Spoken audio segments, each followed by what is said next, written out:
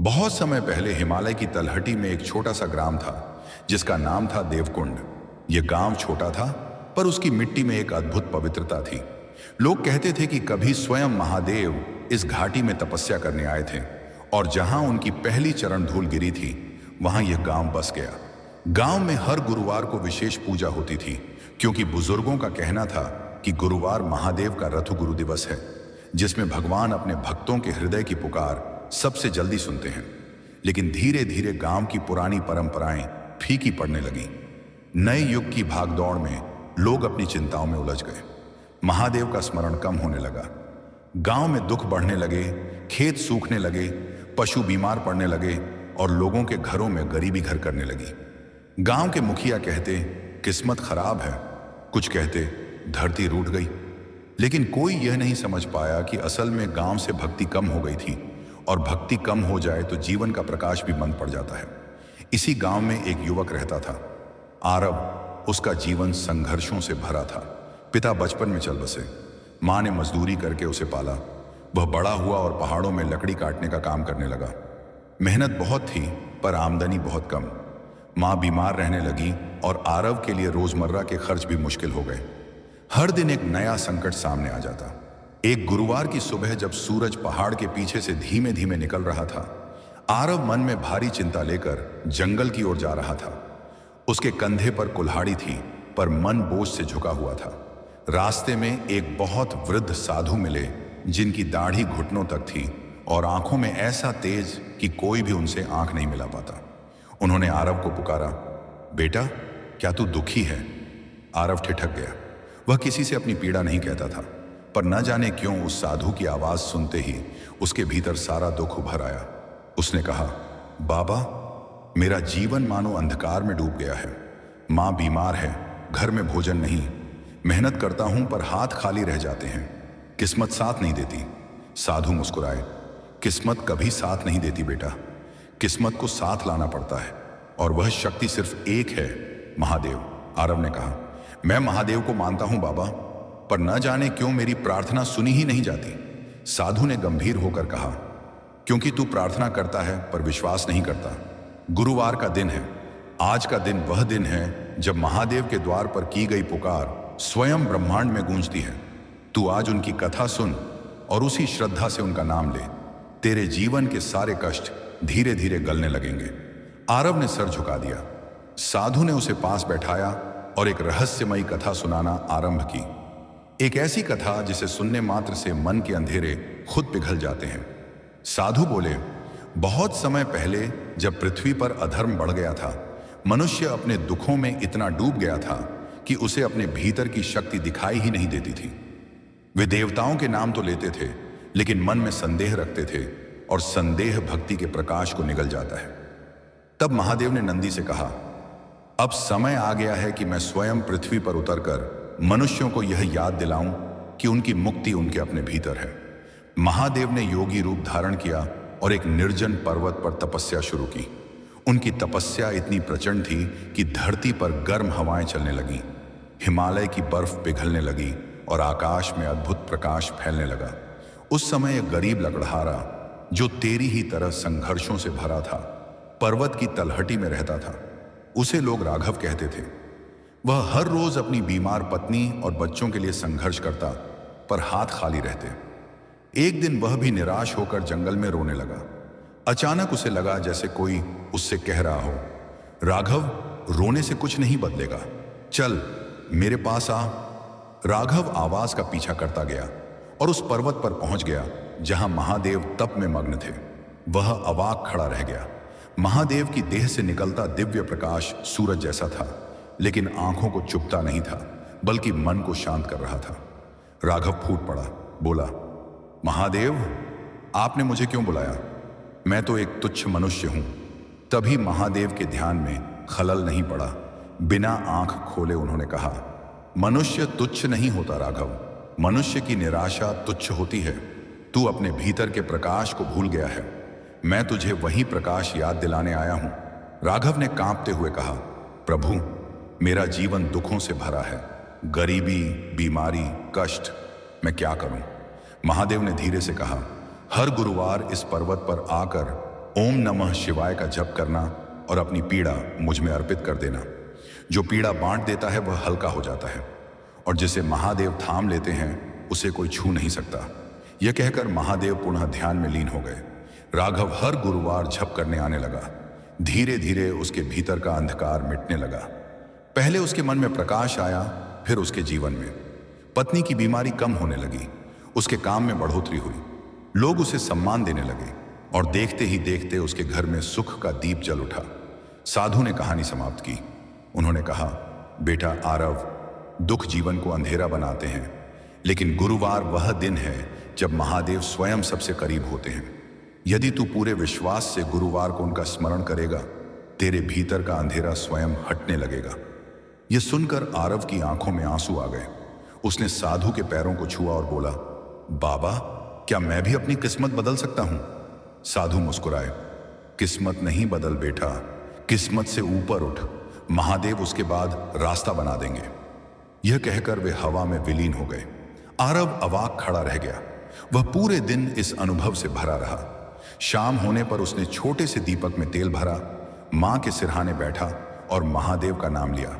उसने पहला गुरुवार उसी भक्ति से पूरा किया। अगले कुछ दिनों में उसकी मां की बीमारी कुछ कम होने लगी। डॉक्टर ने कहा, दवा काम कर रही है, पर आरव के मन ने कहा, दया महादेव की है। दूसरे गुरुवार उसने शिवलिंग पर जल चढ़ाया।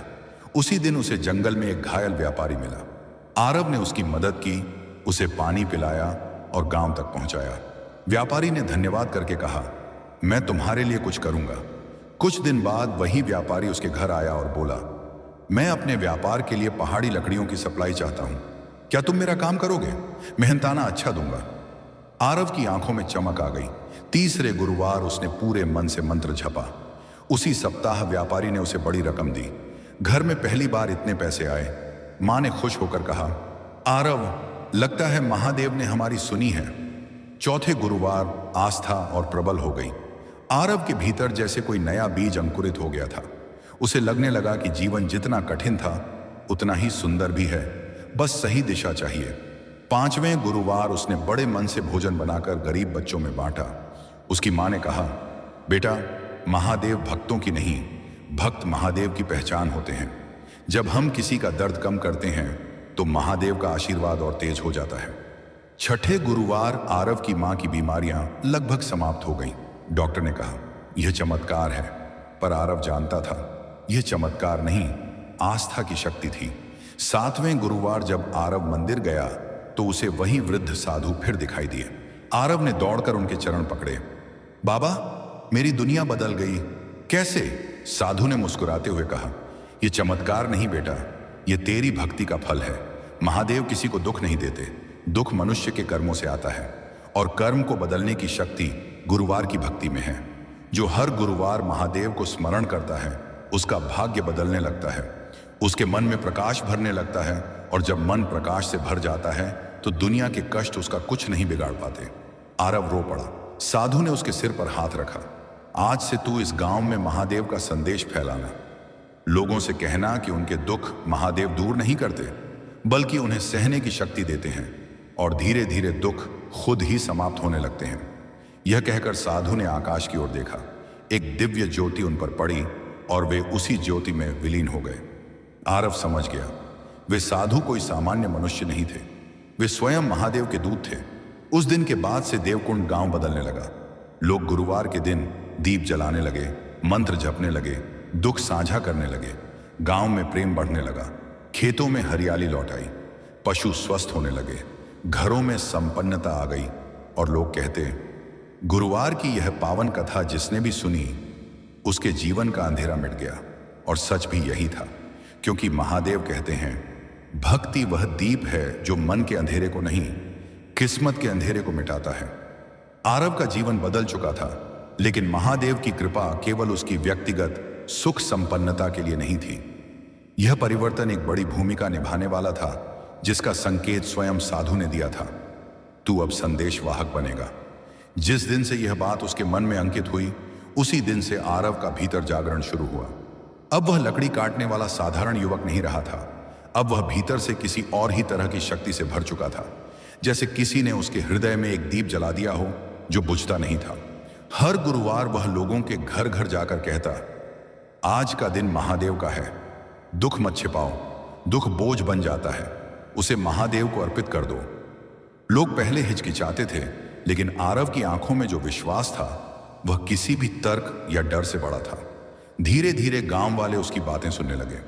कुछ ही समय में गुरुवार को पूरा गांव शांत बैठकर ओम नमः शिवाय का जप करने लगा, जैसे पूरा गांव एक ही हृदय से धड़क रहा हो। एक दिन गांव के किनारे छोटा सा फूस का घर था, जिसमें एक बूढ़ी माता गोमती रहती थी। उसका एक ही बेटा था जो नगर जाकर काम करता था। वर्षों से उसकी कोई खबर नहीं थी। वह अकेली थी और दर्द से टूटी हुई थी। हर रात वह आकाश की ओर देखकर कहती, महादेव, क्या मेरा बेटा मुझे भूल गया या आप मेरे कर्मों से रुठ गए? आरव को जब यह बात पता चली तो वह गुरुवार की रात उसके घर गया। बूढ़ी माता उसे देखकर बोली, बेटा आरव, मैं तो अब उम्मीद छोड़ चुकी हूं, मेरा बेटा मुझे क्यों नहीं याद आता? आरव ने उसका हाथ पकड़कर कहा, अम्मा, उम्मीद छोड़ना सबसे बड़ा पाप है। महादेव कभी किसी की पुकार अनसुनी नहीं करते, बस हम लोग जल्दी हार मान लेते हैं। अम्मा रोने लगी। मैं कैसे विश्वास करूं बेटा, मेरा दिल टूट चुका है। आरव ने उसे अपने पास बैठाया और कहा, आज गुरुवार है अम्मा, आज हम दोनों मिलकर जप करेंगे। तुम बस इतना कह देना, महादेव जो उचित समझो वही करना, बाकी काम भगवान का। वह उसके साथ बैठ गई। आरव ने मंत्र जप शुरू किया और कुछ ही देर बाद उस कच्चे घर में अजीब शांति फैल गई, जैसे हवा ठहर गई हो, जैसे समय धीमा हो गया हो। जप पूरा होने पर बूढ़ी माता के दिल से वर्षों का बोझ उतर गया। उस रात वह वर्षों बाद चैन की नींद सोई। अगले ही दिन गांव में शोर मच गया। गोमती अम्मा का बेटा लौट आया, वह सचमुच वापस आ गया। गांव के लोग हैरानी से देखते रहे कि वह युवक कैसे अचानक आया था। उसने कहा, मां की याद ने पूरे रास्ते मुझे खींच लिया। रात को सपना आया कि एक नीली रोशनी मुझे पुकार रही है, कह रही है कि घर जा, तेरी मां रो रही है। सबको समझ आ गया, यह महादेव की कृपा थी। बूढ़ी माता रोते रोते आरव के कदमों में गिर पड़ी और बोली, तू भगवान का दूत है बेटा। लेकिन आरव ने कहा, नहीं अम्मा, मैं सिर्फ एक माध्यम हूं। भगवान तो हर किसी पर कृपा करते हैं, बस हम खुद को लायक नहीं समझते। यह खबर पूरे क्षेत्र में फैल गई। आसपास के गांव वाले भी गुरुवार को देवकुंड आने लगे। मंदिर छोटा था, लेकिन वहां भक्तों का सैलाब उमड़ने लगा। एक दिन गांव में एक परिवार आया जिसकी बेटी महीनों से बोल नहीं पा रही थी। डॉक्टरों ने जवाब दे दिया था कि लड़की कभी बात नहीं कर सकेगी। माँ बाप आशा खो चुके थे, पर गुरुवार होने की वजह से वे भी देवकुंड आ पहुंचे। आरव ने लड़की के सिर पर हाथ रखा। उसकी नजर गहरी थी, जैसे किसी और ही संसार से जुड़ी हो। उसने लड़की से कहा, बेटी, महादेव का नाम अंदर की गांठें खोल देता है, तू बस मेरे साथ ओम कहने की कोशिश कर। लड़की की आंखों में पानी आ गया, उसका गला भरा हुआ था। आरव ने धीरे से कहा, ओह ओह, और एक क्षण ऐसा आया जब लड़की ने थरथराती आवाज में पहली बार ओ का उच्चारण किया। उसकी मां चीख पड़ी, बोली, मेरी बेटी बोली। लेकिन लड़की भी खुद हैरान थी। उसने फिर कोशिश की और इस बार ओम। पूरा गांव स्टन्ड था। लड़की रोते हुए अपनी मां से लिपट गई। मां बाप आरव के सामने गिर पड़े। तू चमत्कार कर देता है। आरव ने उन्हें उठाया और कहा, चमत्कार मैं नहीं करता, चमत्कार आपकी आस्था करती है। महादेव की कृपा वहीं बहती है जहां मन सच्चा हो। यह घटना बड़ी थी। दूर दूर के लोग देवकुंड आने लगे। कुछ लोग आरव को गुरु कहने लगे, लेकिन वह हर बार रोक देता, मैं गुरु नहीं हूं। गुरुवार का दिन गुरु है, महादेव ही सबके गुरु हैं। लेकिन जैसे जैसे लोग आने लगे, उनके साथ उनके दुख, उनके बोझ, उनकी ऊर्जा भी आने लगी। गांव का वातावरण तो पवित्र हो रहा था, लेकिन किसी व्यक्ति का दुख अचानक जब हल्का होता है तो उसकी जगह खालीपन नहीं रहना चाहिए, उसे प्रेम भरना चाहिए। अदरवाइज वही ऊर्जा नकारात्मक रूप ले सकती है। कई लोग तो ठीक होने के बाद अपने पुराने जीवन में लौट गए और धीरे धीरे गुरुवार की महिमा भूलने लगे। यहीं से कहानी मोड़ लेने लगी। एक युवक नरेश, जो शहर से देवकुंड आया था, बेहद परेशान था। कर्ज में डूबा हुआ, परिवार बिखरा हुआ, मन टूट चुका। गुरुवार को वह आरव के पास आया। उसने कहा, मुझे भी राहत चाहिए, मेरा जीवन नरक बन गया है। आरव ने उसे शांत किया और जप कराया। जप के बाद नरेश शांत हो गया। लेकिन उसके मन में एक अजीब सा अहंकार भी था। वह सोचने लगा कि चूंकि उसका मन शांत हुआ है, अब वह सब कुछ अपनी शक्ति से कर सकता है। वह गुरुवार की भक्ति भूलने लगा, महादेव का स्मरण कम होने लगा, और जैसे जैसे उसकी आस्था कम हुई, उसका मन फिर भारी होने लगा। लेकिन इस बार उसके अंदर की ऊर्जा बदल चुकी थी। अब दुख साधारण दुख नहीं रह गया था, अब वह अंधकार में बदल रहा था। एक रात नरेश चिल्लाता हुआ अपने घर से भागा। उसका चेहरा आतंक से भरा हुआ था। वह रो रहा था, मुझे मत छुओ, मुझे मत पुकारो। लोग उसके घर में दौड़े तो पता चला कि वह पूरे कमरे में दीवारों पर कुछ लिख रहा था। प्रकाश लौटा दो, प्रकाश लौटा दो। किसी को समझ नहीं आया कि उसके साथ क्या हो रहा था। उसे आरव के पास लाया गया। नरेश कांप रहा था और कह रहा था, तुमने मुझसे प्रकाश लिया और अंधेरा छोड़ दिया, मुझे बचाओ। आरव ने उसका सिर पकड़कर उसकी आंखों में देखा। उसके भीतर कुछ अजीब दिखाई दिया, जैसे कोई छाया, जैसे कोई उसके मन में बैठ गई हो। आरव को तुरंत समझ आ गया। साधु ने एक बार कहा था, जब मन प्रकाश पाकर उसे छोड़ देता है तब उसका अंधेरा और गहरा हो जाता है। आरव ने महादेव का जप शुरू किया, लेकिन नरेश अजीब आवाज में चिल्लाया, मत बोलो, मत बोलो। गांव वाले डर गए, लेकिन आरव शांत रहा। उसने बस यह कहा, अंधेरा तभी डरता है जब प्रकाश उसके सामने खड़ा होता है। उसने नरेश के कान में धीरे से कहा, ओम। और जैसे ही यह ध्वनि नरेश के भीतर पहुंची, वह जोर से तड़पा। उसके चेहरे पर जैसे दो भाव लड़ रहे थे, एक पीड़ा और एक मुक्ति। अंत में वह आरव से लिपट कर रो पड़ा, मुझे बचा लो। आरव बोला, तू गुरुवार को भुला बैठा था नरेश। जब मन प्रकाश छोड़ देता है तब अंधकार अपनी पकड़ मजबूत कर लेता है। अब तू फिर से प्रकाश में लौटा। महादेव कभी किसी से रूठे नहीं रहते। नरेश बेहोश हो गया, लेकिन सुबह जब उठा तो उसकी आंखों से बोझ उतर चुका था। वह बदल चुका था। वह गांव के मंदिर में गया, दीप जलाया और बोला, मैं हर गुरुवार महादेव को स्मरण करूंगा। मैं फिर अंधकार को अपने पास नहीं आने दूंगा। उस दिन से देवकुंड गांव में एक और सत्य फैल गया, जो गुरुवार को महादेव का स्मरण करता है उसके जीवन में भले कष्ट आए, पर कष्ट उसे जीत नहीं सकते। गांव का वातावरण पहले से उज्जवल होने लगा। आरव के भीतर अब एक और शक्ति जाग चुकी थी, यह समझ कि हर मनुष्य के भीतर कहीं ना कहीं अंधेरा छिपा होता है, लेकिन वही मनुष्य भीतर प्रकाश जगाकर उस अंधेरे को मिटा सकता है। लोग कहते थे, गुरुवार की कथा सुनने से कष्ट नहीं मिटते, कष्ट को जीतने की शक्ति मिलती है। और यही सत्य था। छाया के विलीन हो जाने के बाद गांव में कुछ समय तक शांति रही, लेकिन यह शांति जंगल के भीतर बैठी उस हवा जैसी थी जिसमें तूफान से पहले का ठहराव होता है। लोग मंदिर आते, गुरुवार की पूजा करते, और कई लोग आंसू बहाते हुए कहते, आरव आपने हमें बचा लिया। लेकिन आरव हर बार कहता, मैंने नहीं, आपके भीतर के प्रकाश ने आपको बचाया। वास्तव में आरव खुद समझ रहा था कि यह लड़ाई समाप्त नहीं हुई। यह तो केवल पहला अध्याय था। अंधकार, जो मनुष्यों की अपनी कमजोरी का रूप लेता है, कभी पूरी तरह मिटता नहीं।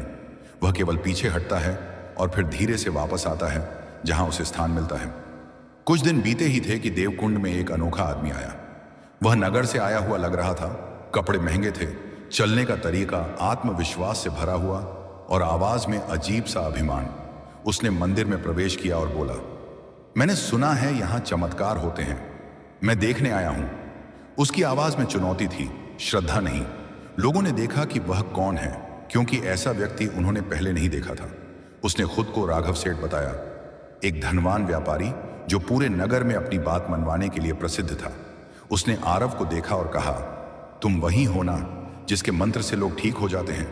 आरव ने शांत स्वर में कहा, मैं कुछ नहीं करता, मंत्र करता है। राघव हंसा, एक उपहास भरी हंसी।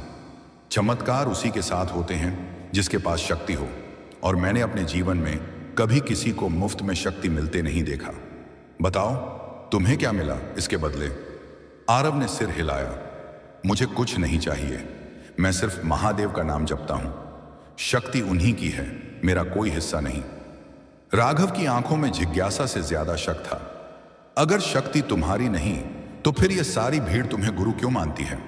आरव ने स्थिर स्वर में कहा, क्योंकि लोग अहंकार से दूर सत्य की ओर चलना चाहते हैं। गुरु वह नहीं जो चमत्कार दिखाए, गुरु वह है जो मन में विनम्रता जगाए। यह सुनते ही राघव चिढ़ गया। अच्छा, तो क्या मैं अहंकारी हूं? उसने ठहाका लगाया। चलो, अगर तुम्हारी शक्ति सच्ची है तो मेरे सवाल का जवाब दो। मेरे घर में संपत्ति, धन और सेवा करने वाले लोग हैं, फिर भी मेरा मन खाली क्यों है? मेरे रातें बेचैनी में क्यों कटती हैं? मेरे भीतर ऐसी आग क्यों है जिसे मैं बुझा नहीं पा रहा? उसकी आवाज टूटने लगी थी। लोग समझ गए कि यह आदमी बाहर से भले ही शक्तिशाली हो, पर भीतर से टूटा हुआ है। आरव ने उसके पास जाकर कहा, तू अपने धन से दुनिया बदल सकता है, लेकिन अपना मन नहीं। मन केवल शिव का होता है और वही उसे शांति देते हैं। क्या तू तैयार है मन को शिव के चरणों में रखने के लिए? राघव गुस्से में बोला, मैं पैसा दूंगा, मंदिर बनवाऊंगा, बस मेरी बेचैनी खत्म कर दो। आरव ने उसकी आंखों में गहराई से देखा और कहा, यही कारण है कि तेरी बेचैनी खत्म नहीं होती। तू हर चीज खरीदना चाहता है, यहां तक कि भगवान भी, लेकिन भगवान खरीदे नहीं जाते, महसूस किए जाते हैं। यह सुनकर राघव का अहंकार घायल हो गया। उसने आरव को उंगली दिखाते हुए कहा, मैं फिर आऊंगा, और अगर तुमने मेरी बेचैनी दूर नहीं की तो मैं इस गांव को ऐसा बदल दूंगा कि कोई यहां कदम रखने की हिम्मत नहीं करेगा। यह कहकर वह चला गया। उसके जाने के बाद पूरे मंदिर में अजीब सी बेचैनी छा गई। सबको लगा कि यह व्यक्ति असामान्य है, लेकिन आरव चुप था। वह समझ गया था कि अगली परीक्षा अब बहुत बड़ी होने वाली है। उस रात आरव को फिर वही साधु सपने में दिखे, लेकिन इस बार उनका स्वर पहले से कहीं अधिक गंभीर था। उन्होंने कहा, आरव, राघव सेठ केवल एक व्यक्ति नहीं, वह उस अंधकार का पात्र है जो वर्षों से अपने स्थान की तलाश में था। जब व्यक्ति धन में अहंकार खोजने लगता है, तब अंधकार उसके पास चला जाता है। अगली परीक्षा केवल भक्तों की नहीं, तेरी भी है।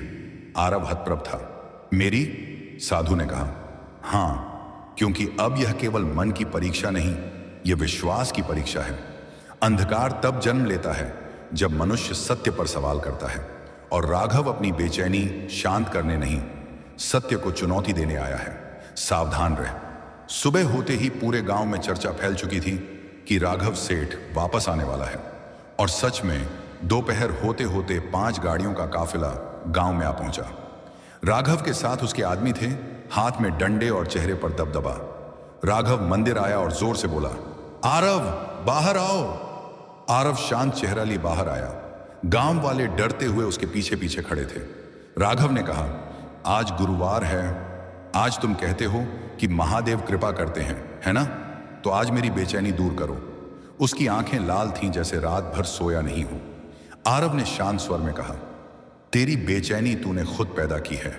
जितना तू धन जोड़ता गया, उतना ही तेरा मन खाली होता गया। दुनियावी वस्तुएं मन को भर नहीं सकती। राघव चिल्लाया, बस, आज सबके सामने साबित करो कि तुम्हारे मंत्र में शक्ति है। अगर तुमने मेरी बेचैनी दूर कर दी तो मैं हजारों लोगों का कल्याण करूंगा, पर अगर नहीं कर पाए तो मैं तुम्हारे इस मंदिर को गिरा दूंगा। गांव में सन्नाटा छा गया। लोग कांपने लगे। आरव ने पल भर उसकी आंखों में देखा और कहा, ठीक है, पर शर्त मेरी होगी। राघव हंसकर बोला, कहो, क्या शर्त है? आरव ने कहा, तू आंख बंद करके केवल एक मंत्र का जप करेगा, ओम नमः शिवाय। चाहे तेरे भीतर जो भी उठे, तू मंत्र नहीं रोकेगा। राघव ने सोचा, यह क्या मूर्खता है, मंत्र से क्या होगा? उसने चुनौती भरे स्वर में कहा, मैं तैयार हूं। और वह मंदिर के बीच में बैठ गया। आरव ने मंत्र शुरू किया। गांव वाले भी जुड़ गए। ओम नमः शिवाय, ओम नमः शिवाय। शुरुआत में राघव शांत बैठा रहा। उसकी सांसें सामान्य थीं, पर कुछ क्षण बाद उसका चेहरा बदलने लगा। माथे पर पसीना आने लगा, आंखों के कोने कांपने लगे। उसके भीतर कुछ हलचल हो रही थी, जैसे कोई दबी हुई चीज जाग रही हो। उसने दांत भींचे और कहा, रुको, मंत्र मत बोलो। लेकिन आरव ने कहा, तूने चुनौती दी थी, यही तेरी शर्त है, मंत्र जारी रखो। पूरा सभा स्थान गूंज उठा। ओम नमः शिवाय। तभी राघव का शरीर एक झटके से हिला।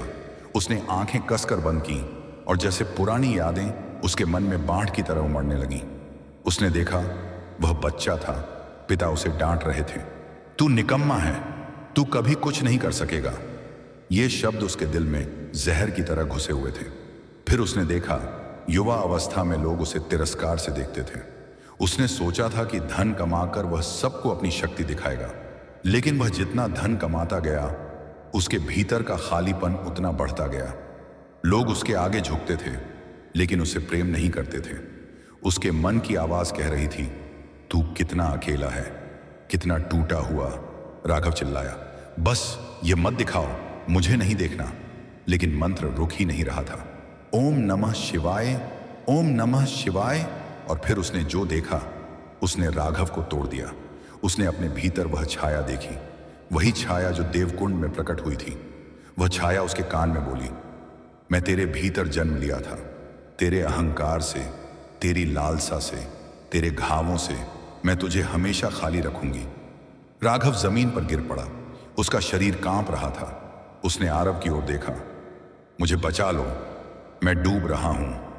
आरव ने उसके सिर पर हाथ रखा और कहा, तू खाली इसलिए है क्योंकि तूने भीतर प्रेम नहीं भरा, तूने केवल वस्तुएं भरी।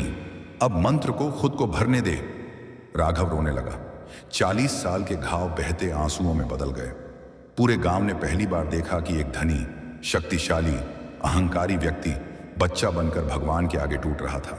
जब जब पूरा हुआ, राघव शांत हो चुका था, उसकी बेचैनी जा चुकी थी। उसने आरव के चरण पकड़ लिए। मुझे माफ कर दो, मैं अंधा था, मैंने तुम्हें चुनौती दी, मैंने गांव को धमकी दी। आरव ने उसे उठाया और कहा, नहीं राघव, तू अंधा नहीं था, तू बस थका हुआ था। जो व्यक्ति भीतर खुद को खो दे वही दूसरों को चुनौती देता है। राघव ने गांव के सामने हाथ जोड़ दिए। मैं आज के बाद अपनी धन दौलत का उपयोग केवल भलाई में करूंगा, देवकुंड की सेवा करूंगा और हर गुरुवार यहां आकर महादेव का स्मरण करूंगा। गांव में जयकारे लगने लगे, पर आरव के मन में एक बात साफ हो गई। अंधकार मनुष्य का दुश्मन नहीं होता, उसका शिक्षक होता है। वह उसे उसके अंदर का सच दिखाता है और प्रकाश वही जीतता है जो सच स्वीकार करता है। उस दिन गांव में केवल राघव का मन नहीं बदला, बल्कि पूरे देवकुंड का भाग्य बदल गया। और फिर एक नई राह खुलने वाली थी, क्योंकि अब परीक्षा केवल व्यक्तियों की नहीं, पूरे प्रदेश की होने वाली थी। और उसके केंद्र में आरव खड़ा था, महादेव का वह भक्त जो अपनी नियति से अनजान था। राघव के परिवर्तन के बाद देवकुंड में ऐसा लगा जैसे एक लंबे समय से रुकी हुई सांस अब जाकर बाहर निकली हो। गांव वालों के चेहरे पर सुकून था, लेकिन आरव जानता था कि यह ठहराव आने वाले बड़े संकेतों का केवल आरंभ है। महादेव जब किसी भूमि को जागृत करते हैं तो पहले उसके हृदय को मजबूत करते हैं, फिर उसकी परीक्षा लेते हैं। और देवकुंड अब जाग चुका था। लोगों में भक्ति थी, चमत्कारों का अनुभव था और अहंकार टूट चुका था। लेकिन यही वह समय होता है जब भाग्य के द्वार खुलते हैं और छाया की अंतिम परीक्षा सामने आती है। कुछ ही दिनों बाद देवकुंड में एक संदेश आया कि पहाड़ों के उस पार बसे 3 गांवों में एक अजीब बीमारी फैल गई है। लोग सांस लेने में कठिनाई महसूस कर रहे थे, कई की आंखें लाल हो रही थीं, और सबसे बड़ी विचित्रता यह कि बीमारी केवल उन लोगों को पकड़ रही थी जिनमें क्रोध, द्वेष और त्याजीर लग रही थी। जिनके मन शांत थे वे बिल्कुल स्वस्थ थे। तीनों गांवों के मुखियाओं ने देवकुंड में संदेश भेजा। कहा जाता है कि आपके गांव में एक युवक है जिसके मंत्र से छाया भी टूट जाती है, कृपया हमें बचाएं। यह सुनकर गांव वाले उत्साहित भी हुए और भयभीत भी। सब आरव के पास आए और बोले, यह तुम्हें ही जाना होगा, केवल तुम ही कर सकते हो। लेकिन आरव चुप था। वह समझ रहा था कि यह बीमारी साधारण नहीं, यह वही छाया थी जो देवकुंड में परास्त हुई थी, लेकिन अब अपने अस्तित्व को बचाने के लिए बाहर फैल रही थी। उस रात आरव मंदिर में अकेला बैठा था। उसने शिवलिंग के सामने दीपक जलाया और ध्यान में बैठ गया। आंखें बंद करते ही फिर वही साधु प्रकट हुए, पर इस बार उनके चेहरे पर चिंता थी। उन्होंने कहा, आरव, यह जो बीमारी है यह रोग नहीं, ऊर्जा है। वह ऊर्जा जो मनुष्यों के क्रोध और ईर्ष्या से जन्म लेती है। जब लोग भीतर से कमजोर होने लगते हैं तो अंधकार उनके मन को जकड़ लेता है।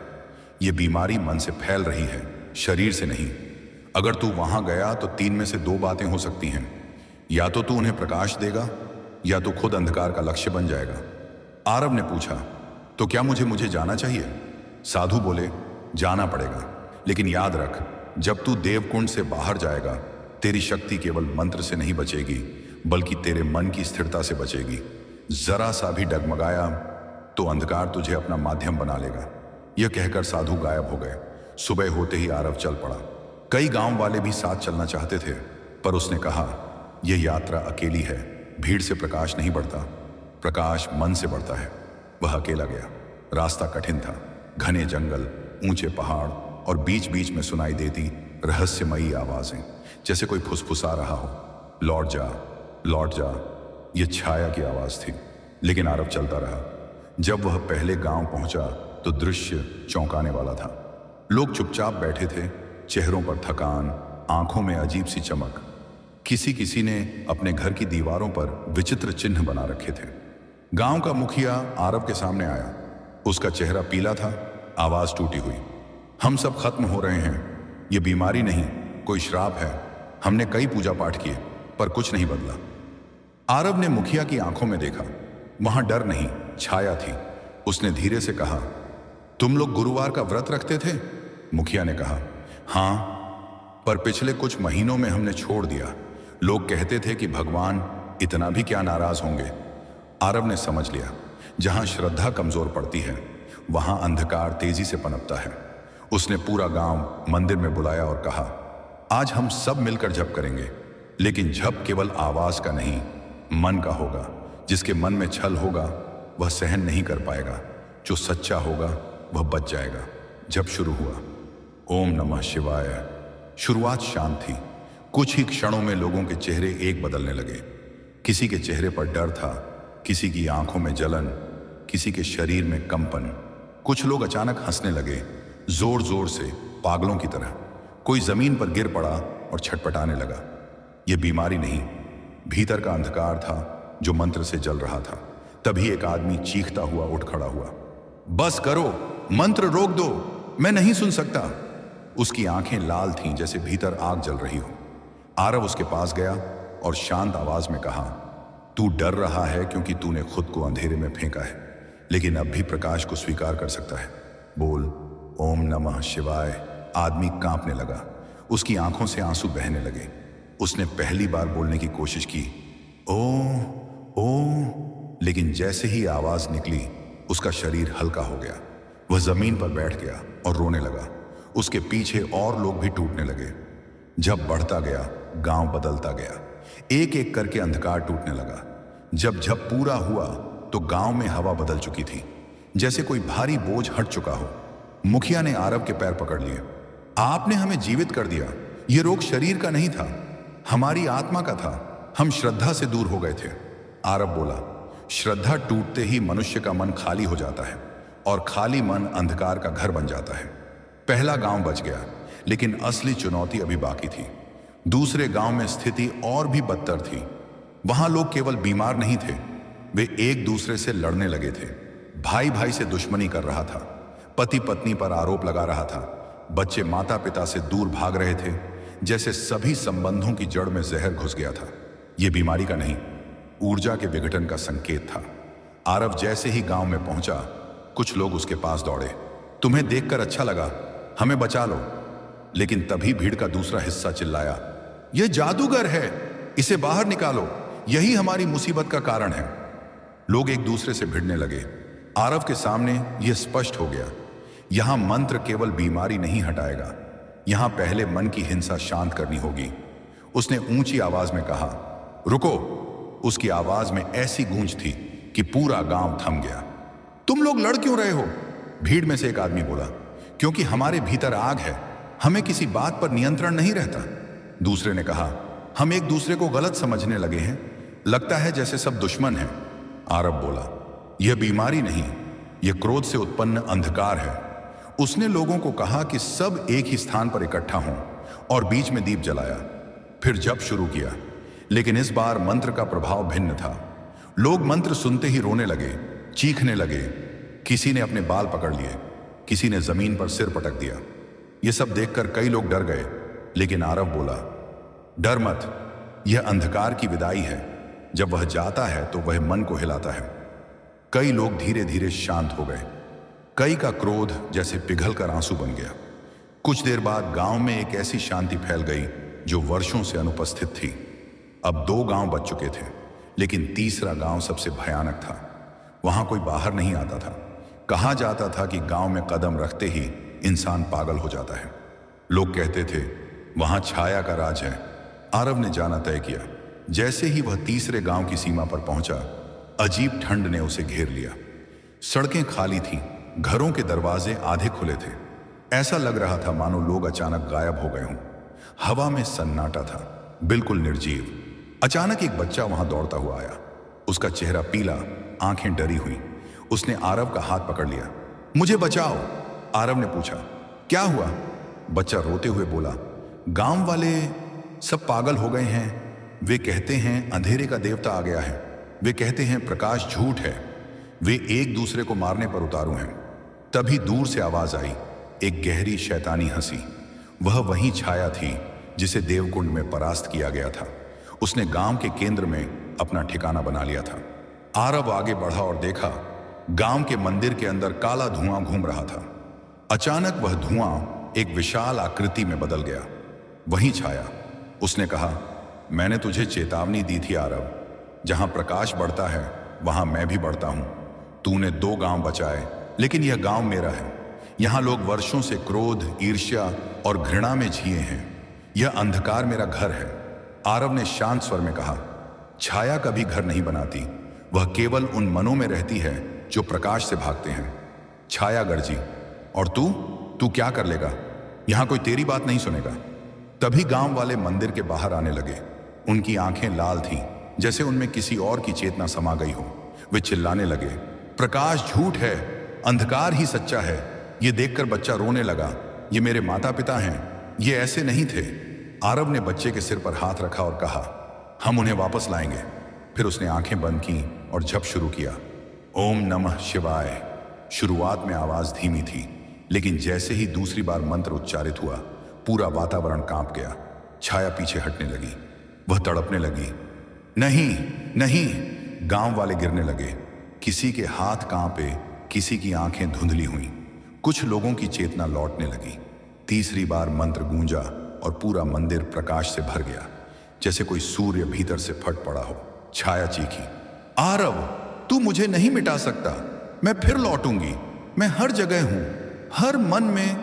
पर प्रकाश बढ़ता गया और वह धुएं की तरह हवा में विलीन हो गई। गांव वाले बेहोश हो गए। कुछ देर बाद वे उठे, जैसे किसी महीनों पुराने बुरे सपने से जागे हों। बच्चे अपने माता पिता से लिपट गए। गांव भर में रोने की आवाजें गूंजने लगीं।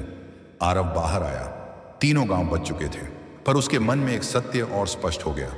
यह अंधकार कोई दुश्मन नहीं, यह मन की कमजोरी है। इसे हर बार, हर मन में, हर पीढ़ी में, हर स्थान पर प्रकाश की आवश्यकता होती है। इसे एक बार नहीं, बार बार पराजित करना पड़ता है। और शायद यह उसकी यात्रा का उद्देश्य ही था। लौटते समय पहाड़ की चोटी पर हवा गर्म थी। सूरज डूब रहा था। आरव ने आकाश की ओर देखा और कहा, महादेव, अगली शिक्षा क्या है? और क्षितिज से एक धीमी कोमल आवाज आई, आरव, अब तू केवल गांवों का रक्षक नहीं, मनुष्यों के भीतर के प्रकाश का जगाने वाला है। तैयारी कर, परीक्षा अभी समाप्त नहीं हुई और देवकुंड में एक नया अध्याय शुरू होने वाला था। 3 गांवों के बच जाने के बाद जब आरव देवकुंड वापस लौटा, तो गांव वालों ने उसे ऐसा स्वागत दिया जैसा किसी विजयी राजा का किया जाता है। लोग उसके पैरों में गिर रहे थे, उसके कंधों को छू रहे थे, और कोई उसके हाथों को पकड़कर रोता हुआ कहता, तुम साधारण मनुष्य नहीं, तुम में शिव का अंश है। पर आरव को यह सम्मान भारी लग रहा था, क्योंकि वह जानता था कि जितना लोग उसे ऊंचा उठाएंगे, उतना ही अंधकार उसके आसपास घूमेगा। वह जानता था कि प्रसिद्धि सबसे खतरनाक परीक्षा होती है, जिसे पार करना हर किसी के बस की बात नहीं। पर इस बार खतरा गांव वालों के भीतर नहीं था, बल्कि उन शक्तियों में था जो अब आरव की शक्ति से चिढ़ने लगी थी। अगले कुछ दिनों तक देवकुंड में अजीब घटनाएं होने लगीं। मंदिर में रखा दीपक अपने आप बुझ जाता, बछड़ा बिना किसी कारण के रात को चिल्लाने लगता, बच्चे सपनों में एक ही चीज देखते, काला धुआं जो उन्हें पुकार रहा था, आरव को रोक दो, वह जितना प्रकाश फैलाएगा तुम उतना ही जलोगे। गांव वाले डरने लगे, लेकिन कोई यह डर आरव के सामने नहीं दिखाना चाहता था। वे सोचते थे कि वह इतना बड़ा काम कर रहा है, उसे बोझ क्यों दिया जाए। लेकिन सच्चाई यह थी कि गांव का हर कोना अब एक अदृश्य दबाव में था, जैसे हवा में किसी अनदेखे तूफान की गंध भर गई हो। एक रात आरव मंदिर में ध्यान लगा रहा था। शिवलिंग के सामने दीपक टिमटिमा रहा था। हवा ठंडी थी, पर उसके भीतर गर्मी उठ रही थी, जैसे कोई उसे भीतर से छू रहा हो। तभी अचानक मंदिर की घंटी बिना किसी स्पर्श के जोर से हिली। आरव ने आंखें खोली और देखा कि मंदिर के द्वार पर वही वृद्ध साधु खड़े थे, पर इस बार उनकी आंखों में गहरी गंभीरता और रहस्य की आग जल रही थी। साधु आगे बढ़े और बोले, आरव, तूने 3 गांव बचाए, लेकिन अंधकार की जड़ें अभी भी जीवित हैं। तुझे क्या लगता है यह अंधकार तुझसे क्यों हारता है? आरव ने सिर झुकाकर कहा, क्योंकि मेरे भीतर महादेव का नाम है। साधु मुस्कुराए, पर उस मुस्कान में दर्द छिपा था। नहीं आरव, महादेव का नाम तो हर कोई लेता है। तुझ में जो शक्ति है वह तुझे दी नहीं गई, वह तुझ में जागी है। और जहां कोई शक्ति जागती है वहां 2 शक्तियां जन्म लेती हैं, एक प्रकाश, एक छाया। आरव ने पहली बार डर महसूस किया। बाबा, क्या छाया मुझे नुकसान पहुंचा सकती है? साधु बोले, नहीं, छाया केवल वही पकड़ती है जिसके भीतर लालसा हो। पर तुझे उससे भी बड़ी परीक्षा का सामना करना पड़ेगा। लोग अब तुझे भगवान मानने लगेंगे, और जब लोग किसी मनुष्य को भगवान मानने लगें तो वह मनुष्य अंधकार का सबसे आसान लक्ष्य बन जाता है। यह सुनकर आरव स्तब्ध रह गया। साधु ने कहा, याद रख, महादेव को जिसने भगवान समझा वह बच गया, पर जिसने खुद को भगवान समझा वह खो गया। अब अगली परीक्षा तेरी नहीं, तेरे लोगों की है। देखना, कुछ ही दिनों में तू महसूस करेगा कि तेरे नाम का भार तुझे भीतर से तोड़ने लगेगा। यह कहकर साधु वहां से गायब हो गए। आरव के भीतर बेचैनी उठने लगी। साधु जो भी कहते थे सच निकलता था, और यह सच उसके लिए किसी तूफान से कम नहीं। अगले दिन सुबह मंदिर में भीड़ लगी हुई थी।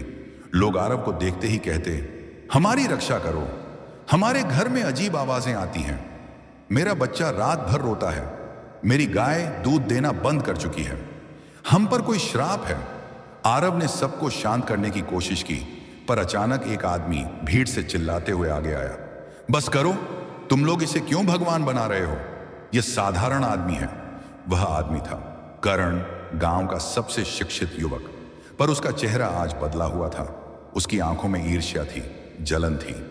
तुम लोग इसे भगवान बना रहे हो, पर मैं गांव का अकेला पढ़ा लिखा इंसान हूं। तुम मुझे क्यों नहीं पूछते? तुम इसे क्यों पूछते हो? उसकी आवाज में इतना जड़ था कि लोग चौंक गए। आरव उसके पास गया और धैर्य से बोला, करण, मैं भगवान नहीं हूं, मैं भी तेरे जैसा हूं। करण ने उपहास से कहा, यही कहते हो, पर सब तुम्हें चमत्कारी मान रहे हैं और तुम कुछ नहीं कहते। तुम उन्हें मना क्यों नहीं करते? आरव बोला, क्योंकि विश्वास को रोकना सही नहीं, उन्हें केवल सही मार्ग दिखाना होता है। करण चिल्लाया, झूठ! आज मैं साबित करूंगा कि तुम में कोई शक्ति नहीं। आज मैं दिखाऊंगा कि तुम भी डरते हो।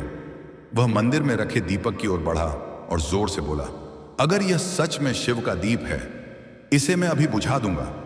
लोग चौंक गए। किसी को विश्वास नहीं था कि कोई ऐसा करेगा। करण ने दीपक को फूंक मारकर बुझाने की कोशिश की, पर दीपक नहीं बुझा। उसने और जोर से फूंक मारी, फिर भी नहीं बुझा। उसकी आंखों में डर उतरने लगा। उसने दीपक उठाया और हाथ से बुझाने लगा, पर लौ और तेज हो गई।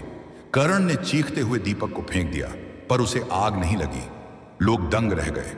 करण जमीन पर गिर गया, कांपते हुए बोला, यह कैसे हुआ? आरव उसके पास गया और शांत स्वर में बोला, क्योंकि दीपक को तेरा क्रोध बुझा नहीं सकता। महादेव का प्रकाश क्रोध से नहीं बुझता, केवल प्रेम से जलता है। करण रोने लगा। मैं जलन में था, मुझे लगा मैं पीछे छूट रहा हूं। आरव ने कहा, जलन रोशनी नहीं देती, यह सांप की तरह मन को खा जाती है। करण ने रोते हुए आरव के पैर पकड़ लिए। गांव वालों ने राहत की सांस ली कि एक और मन बच गया। पर उसी रात एक घटना हुई जिसने पूरे देवकुंड का भाग्य बदल दिया। गांव के किनारे रहने वाला एक साधु, जो वर्षों से वन में तपस्या करता था, रात को अचानक गांव में आया। उसकी दाढ़ी धूल में भरी थी, चेहरा पीला पड़ चुका था, आंखें लाल जैसे कई रातों से सोया न हो। वह सीधा आरव के दरवाजे पर पहुंचा और बोला, आरव, तू कहां है? तुरंत बाहर आ। आरव बाहर आया। साधु ने कांपते स्वर में कहा, पहाड़ के उस पार एक प्राचीन शक्ति जागी है, इतनी पुरानी कि देवताओं ने भी उसे भुला दिया था। वह शक्ति तेरे नाम की तलाश कर रही है, क्योंकि तू प्रकाश जगा रहा है और वह शक्ति केवल छाया में जीवित रहती है। आरव ने पूछा, कौन सी शक्ति? साधु ने घबराकर कहा, तम शक्ति। वह अंधेरे का मूल है, वह उथल पुथल, युद्ध और टूटन में पनपती है।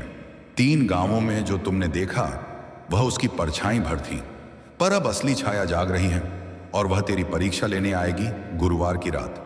आरव के भीतर सन्नाटा भर गया। साधु बोला, अगर तू गिरा तो पूरा देवकुंड गिर जाएगा, और अगर तू खड़ा रहा तो यह गांव सदियों तक प्रकाश में रहेगा। यह कहकर साधु बेहोश हो गया। अगले 3 दिनों तक देवकुंड में भय फैल गया। लोग रात में बाहर निकलने से डरने लगे। कुत्ते भौंकते, पेड़ों से अजीब सनसनाहट की आवाजें आती, और कभी कभी हवा में एक काली आकृति दिख जाती, एक क्षण के लिए, फिर गायब। गुरुवार की रात वह रात आई जिसकी चेतावनी साधु ने दी थी। उस रात पूरा गांव मंदिर में इकट्ठा हुआ। आरव शिवलिंग के सामने बैठा था। हवा स्थिर थी। अचानक मंदिर की दीवारें कांपने लगीं। दीपक की लौ लंबी होकर नीली हो गई, और मंदिर के बाहर आकाश से एक काला बादल उतरने लगा, धीरे धीरे, जैसे कोई जीव आकाश को चीर कर आ रहा हो। सभी लोग डर गए। बादल जमीन के पास आकर घूमने लगा और एक आकृति में बदल गया, ऊंची, विशाल, बिना आंखों के, बिना चेहरे के, पर उसकी उपस्थिति इतनी भारी कि किसी के पैर हिल नहीं पा रहे थे। वह तम शक्ति थी। उसकी आवाज इतनी गहरी कि जमीन तक कांप उठी। आरव! गांव वाले चीख पड़े। बच्चे रोने लगे। तम शक्ति ने कहा, तूने इतने मनों से मेरा अधिकार छीन लिया, अब तुझे इसका मूल्य चुकाना होगा। तू मुझे हरा नहीं सकता। मैं दुख हूं, मैं हिंसा हूं, मैं क्रोध हूं, मैं वह हूं जिसे मनुष्य अपने भीतर पालते हैं। आरव ने गहरी सांस ली और कहा, अगर तू मन का अंधेरा है तो तुझे प्रकाश मिटा देगा। तम शक्ति हंसी, एक हंसी जिसने मंदिर की ईंटें तक हिला दी। प्रकाश? मैंने कितने प्रकाश निगल लिए। तू क्या है? आरव ने जप शुरू किया, ओम नमः शिवाय। तम शक्ति पीछे हटी, जैसे मंत्र उसे चुभ रहा हो। उसने हवा को काटते हुए कहा, नहीं, यह मंत्र क्यों इतना शक्तिशाली? आरव ने आंखें बंद नहीं की। उसके भीतर पहली बार वह शक्ति जाग रही थी जिसका वादा साधु ने किया था। उसकी आवाज ऊंची होती गई, ओम नमः शिवाय। मंत्र पूरे गांव में गूंजने लगा। तम शक्ति चिल्लाने लगी। उसका शरीर फटने लगा, धुएं की किरणें निकलने लगी। रुक जा आरव, अगर तूने मंत्र पूरा कर दिया तो मैं कभी लौट नहीं पाऊंगी। पर आरव नहीं रुका। तीसरी बार मंत्र गूंजा और देवलोक तक पहुंचा। ओम नमः शिवाय। प्रकाश फट पड़ा। तम शक्ति चीखती हुई हवा में घुल गई, जैसे उसे किसी ने जड़ से मिटा दिया हो। गांव में एक दिव्य शांति फैल गई।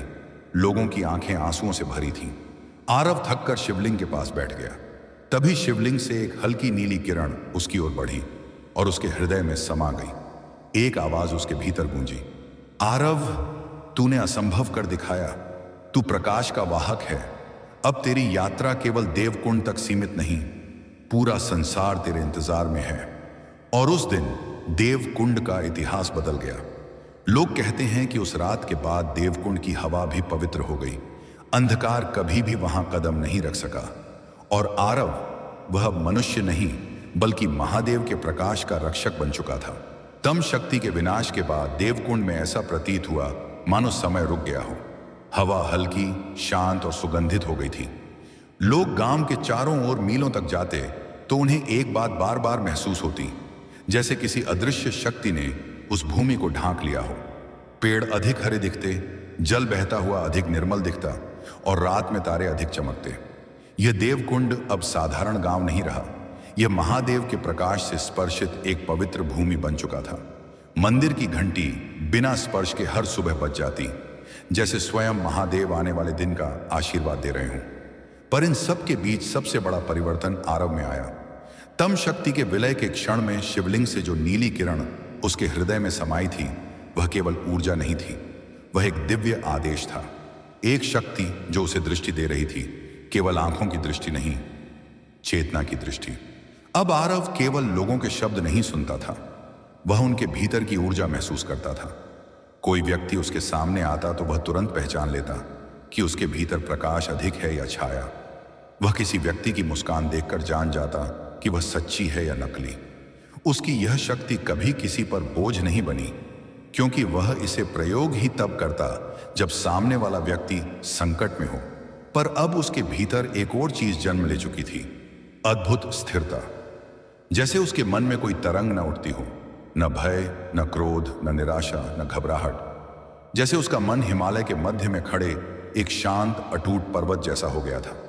लेकिन जहां प्रकाश बढ़ता है वहां संसार की जिम्मेदारियां भी बढ़ती हैं। देवकुंड के बाहर के गांव, कस्बे, नगर, हर स्थान पर आरव की बात पहुंचने लगी। लोग कहने लगे, देवकुंड में एक युवक है जो आंखें बंद कर मन को पढ़ सकता है। वह शिव का दूत है। जहां वह जाता है वहां संकट खत्म हो जाता है। देखने सुनने में यह सब अच्छा लगता था, लेकिन यह आरव की अगली परीक्षा का आधार था, क्योंकि महादेव की कृपा मन में विनम्रता पैदा करती है, लेकिन मनुष्यों की भीड़ चमत्कार को देखकर उसी व्यक्ति को ईश्वर का रूप समझने लगती है। और यही वह बिंदु है जहां भक्ति टूटकर पाप बन जाती है। एक दिन देवकुंड में एक काफिला आया। डोलियां, घोड़े, नगर के अमीर लोग, सैनिक और बीच में एक सुनहरी पालकी। पूरे गांव के लोग देखने लगे कि यह कौन विख्यात व्यक्ति आया है। पालकी से उतरकर एक व्यक्ति बाहर आया, राजधानी का मुख्यमंत्री, जिसे सभी आदर से देवदत्त कहते थे। उसकी आंखों में शक्ति और महत्व का भाव था, कपड़े रेशमी और आवाज में आदेश का आभास। वह सीधे आरव के सामने आया और बोला, तुम वही हो जिसने 3 गांवों को बचाया? तुम वही हो जिसने तम शक्ति को मिटाया? उसकी आवाज में सम्मान नहीं, एक जिज्ञासा थी, जैसे कोई दुर्लभ वस्तु को देख रहा हो। आरव बोला, मैंने नहीं, महादेव के मंत्र ने किया। देवदत्त मुस्कुराया, अच्छा, तुम विनम्र हो, लेकिन राज्य को तुम्हारी आवश्यकता है। आरव चुप रहा। देवदत्त बोला, राजधानी में एक भयंकर संकट आने वाला है। राज ज्योतिषियों ने कहा है कि उत्तर दिशा से एक अजीब अंधेरा फैल रहा है। कहा जा रहा है कि वह अंधेरा कुछ महीनों में राजधानी को निगल लेगा। राजा ने आदेश दिया है कि तुम्हें तुरंत राजधानी चलना होगा। गांव वाले घबरा गए। किसी ने कहा, राज्य की राजधानी, क्या वहां भी अंधकार फैल गया है? देवदत्त बोला, हां, और वह अंधकार गांव की तरह सरल नहीं है। वहां राजनीति है, लालच है, षड्यंत्र है, ईर्ष्या है, सत्ता का नशा है। अंधकार को भोजन वहीं सबसे अधिक मिलता है। आरव कुछ पल शांत रहा और फिर बोला, अगर महादेव की इच्छा है तो मैं चलूंगा, लेकिन मैं चमत्कार दिखाने नहीं, सच्चाई दिखाने जाऊंगा। देवदत्त ने सोचा, सच्चाई? सच्चाई तो राजाओं को कभी पसंद नहीं, वे चमत्कार पसंद करते हैं। पर वह चुप रहा। यात्रा अगले दिन तय हुई। देवकुंड के लोग भोर में आरव को विदा करने आए। बुजुर्ग रो रहे थे, बच्चे उसका हाथ पकड़कर कह रहे थे, जल्दी लौटना। लेकिन किसी को भी अंदाज नहीं था कि यह यात्रा केवल कुछ दिनों की नहीं, यह आरव के जीवन की सबसे कठिन और दिव्य यात्रा होने वाली थी। जब काफिला निकला तो जंगलों के बीच से गुजरते समय हवा में अजीब गंध थी, जैसे दूर कहीं आग लगी हो। पक्षी असामान्य तरीके से इधर उधर उड़ रहे थे, मानो किसी अदृश्य भय से बच रहे हों। देवदत्त बोला, देख रहे हो, प्रकृति भी कह रही है कि समय सही नहीं है। आरव ने अपने भीतर गहरी ठंडक महसूस की, जैसे किसी शक्तिशाली छाया की दृष्टि उस पर पड़ रही हो। 3 दिनों की यात्रा के बाद काफिला राजधानी पहुंचा। शहर के बाहरी इलाकों में लोग असामान्य रूप से चुप थे। बाजार में भी घमाघमी कम थी। सैनिकों के चेहरे थके हुए थे और शहर की दीवारों के ऊपर अंधेरा गहराता जा रहा था, जबकि अभी सांझ भी नहीं हुई थी। यह देखकर देवदत्त बोला, यह वही अंधकार है जिसका ज्योतिषियों ने संकेत दिया था। यह अंधकार आकाश का नहीं, मनुष्य के मन का है। जब राज्य में लालच बढ़ता है, धर्म घटता है और सत्ता का दुरुपयोग होता है, तब अंधकार स्वयं चलकर आता है। जैसे ही आरव राजमहल पहुंचा, राजा स्वयं उसका स्वागत करने आया। उसके चेहरे पर चिंता की गहरी रेखाएं थीं। उसने कहा, धर्मवीर आरव, हमें तुम्हारी मदद की आवश्यकता है।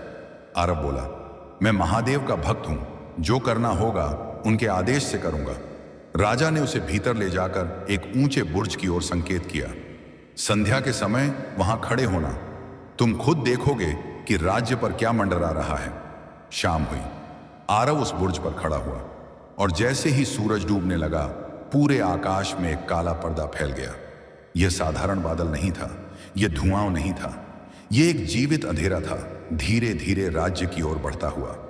उसकी आकृति में चेहरा नहीं था, आंखें नहीं थीं, पर उसकी ऊर्जा इतनी भारी थी कि सैनिकों के दिल कांपने लगे। देवदत्त बोला, यही वह शक्ति है जो हमारे राज्य को निगलने आई है। राजपुरोहित कहते हैं कि यह भयानक आत्मा है जो राज सत्ता की लालच से जन्मी है। राजा बोला, आरव, इसे रोकना तुम्हारे हाथ में है। आरव ने आंखें बंद करके महसूस किया, यह तम शक्ति जैसी नहीं थी, यह उससे भी बड़ी, पुरानी और गहरी थी, जैसे किसी हजारों वर्षों की पीड़ा का जमाव मनुष्य के पापों से अब आकार ले चुका हो। अचानक अंधकार की दिशा बदल गई। वह बुर्ज की तरफ आने लगा। उसके बीच से एक भारी आवाज आई, आरव। लोगों ने सुना तो उनके पैरों से जमीन खिसक गई। यह आवाज इंसानी नहीं, किसी प्राचीन सत्ता की थी। उसने कहा, तूने मेरे छोटे रूपों को मिटाया, अब मैं स्वयं आया हूं, देखूंगा तेरे भीतर कितना प्रकाश है। यह आवाज सुनकर सैनिक डर से गिर पड़े। राजा कांपने लगा। देवदत्त के हाथ कांप गए, लेकिन आरव स्थिर खड़ा रहा, जैसे किसी ने उसे पत्थर बना दिया हो।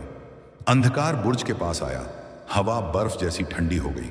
फिर आवाज आई, बताओ आरव, मनुष्य का मन प्रकाश से ज्यादा अंधकार को क्यों पसंद करता है? आरव बोला, क्योंकि अंधकार आसान है, प्रकाश प्रयास मांगता है।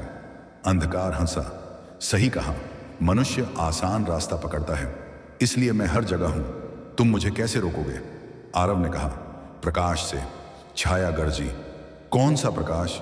मनुष्य का हृदय भ्रष्ट है, कमजोर है, दुख से भरा है, तू उन्हें बचा नहीं सकता। आरव ने आंखें बंद की और शिव का स्मरण किया, पर इस बार उसे मंत्र नहीं आया। न ओम, न नमः, न शिवाय, केवल खामोशी। लग रहा था जैसे महादेव स्वयं कह रहे हों, यह युद्ध तेरे भीतर का है। छाया बोली, देखा, तू अकेला है, तेरे पास अब कुछ नहीं। पर तभी आरव के भीतर वही नीली किरण जाग उठी जो शिवलिंग ने उसे दी थी। यह उसकी शक्ति नहीं थी, यह उसका कर्तव्य था। उसने अपनी आंखें खोली, चेहरा शांत था। उसने कहा, अंधकार मनुष्य का दुश्मन नहीं, वह उसके कर्मों का आईना है। यह सुनकर अंधकार चुप हो गया, जैसे किसी ने उसके हृदय में तीर मारा हो। आरव बोला, तू मनुष्य के भीतर तभी प्रवेश करता है जब वह अहंकार में जीता है, पर जब मनुष्य स्वयं को क्षमा करता है, स्वयं को स्वीकार करता है, तब तू नष्ट हो जाता है। अंधकार गरजा, मूर्ख, मनुष्य खुद को कभी सच में स्वीकार नहीं करता। आरव ने कहा, मनुष्य नहीं, लेकिन उसका विश्वास करता है। और फिर पहली बार आरव ने अपनी शक्ति को प्रयोग किया। मंत्र नहीं, नाद नहीं, बस एक शांति। उसने अपना हाथ आकाश की ओर उठाया और उसके भीतर की नीली किरण हथेली से बाहर फैलने लगी। वह प्रकाश नहीं, चेतना थी। उसने अंधकार को छुआ, छाया तड़पने लगी। यह क्या है? आरव बोला, यह महादेव का प्रकाश नहीं, यह मनुष्य के भीतर की भलाई का प्रकाश है, जिसे तूने कभी स्वीकार नहीं किया। छाया टूटने लगी। वह चिल्लाई, नहीं, मैं इतनी आसानी से नहीं मिटूंगी, मैं तुम्हारे राज्य के हर पाप से पैदा हुई हूं। आरव बोला, इस राज्य के पाप भी आज क्षमा हो जाएंगे। उसने दोनों हाथ फैलाए।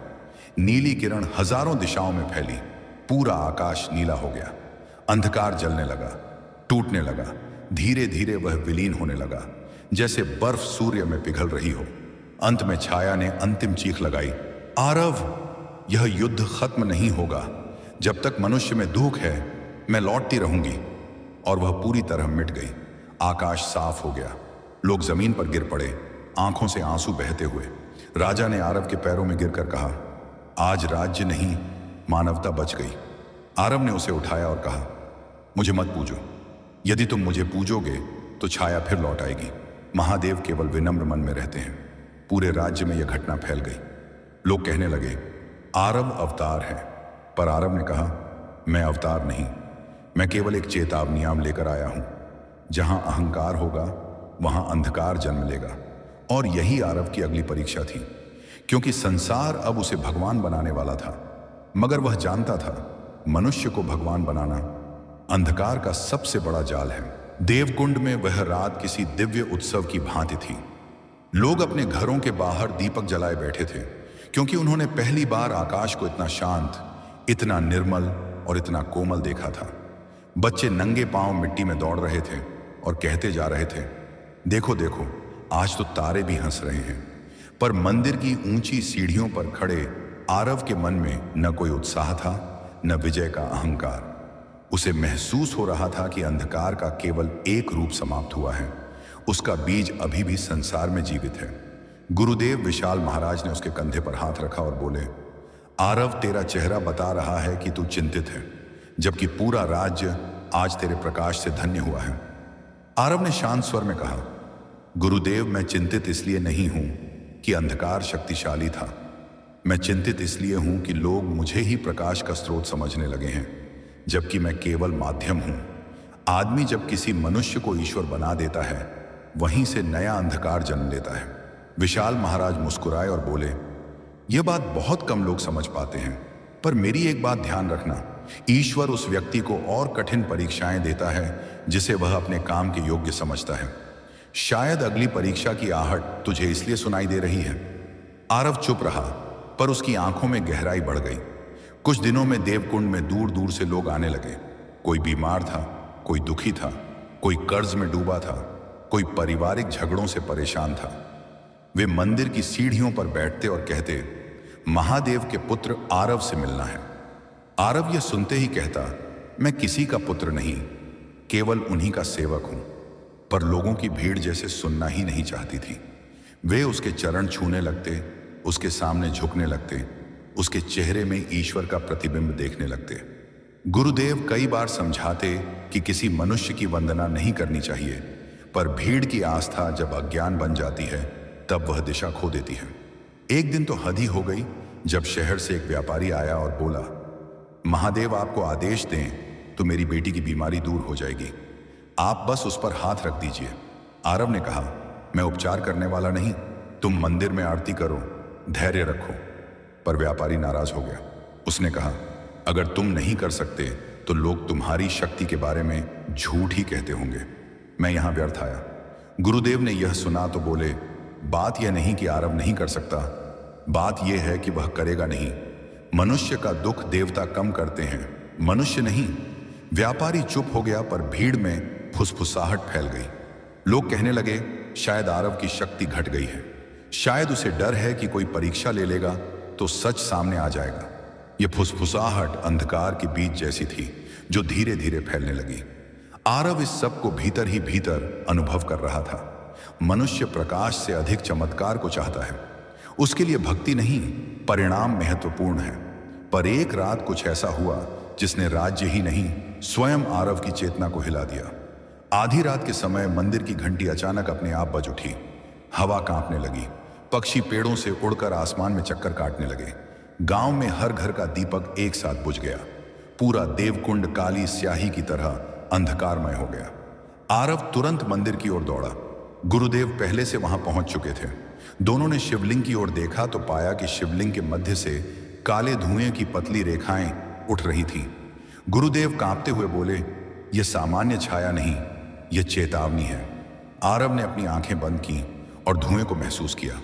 अचानक उसके कानों में वही पुरानी अंधकार की आवाज सुनाई दी, गूंजती, भारी, गहरी।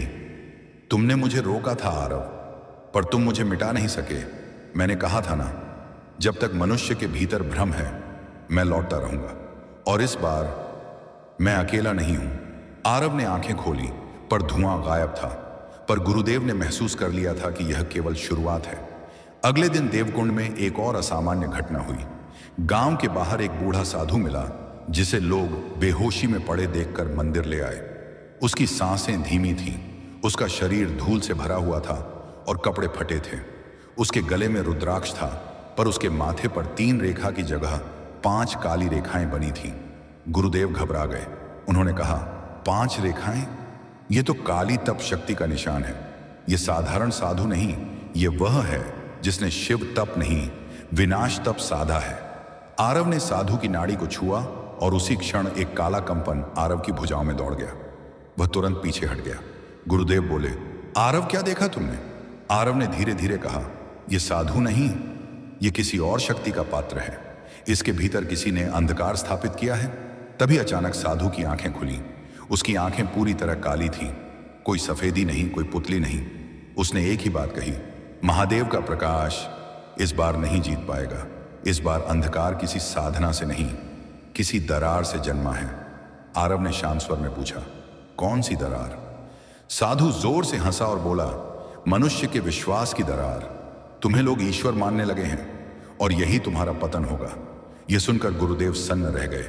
साधु फिर बोला, जिस दिन मनुष्य किसी मनुष्य को ईश्वर बना देता है, उसी दिन महादेव का प्रकाश उससे दूर हो जाता है और अंधकार को उसका घर मिल जाता है। अचानक साधु का शरीर थरथराने लगा।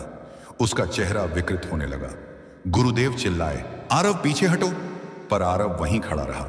साधु का शरीर धीरे धीरे धूल में बदलने लगा। उसके अंतिम शब्द थे, अंधकार इस बार तुम्हारे भीतर बसे अहंकार से लड़ेगा, और जहां अहंकार है वहां विजेता हमेशा मैं हूं। साधु पूरी तरह धूल बन गया। मंदिर में खामोशी छा गई। गुरुदेव ने कहा, आरव, यह अंधकार पहले वाले से भिन्न है। यह बाहरी नहीं, भीतर का युद्ध है, और मुझे डर है कि लोग तुम्हें जिस रूप में देखने लगे हैं वह इस युद्ध को और भी कठिन बना देगा। उसी रात आरव को एक सपना आया। वह काशी के प्राचीन मार्ग पर खड़ा था। गंगा शांत थी, चंद्रमा का प्रकाश कम था। तभी उसके सामने महादेव प्रकट हुए।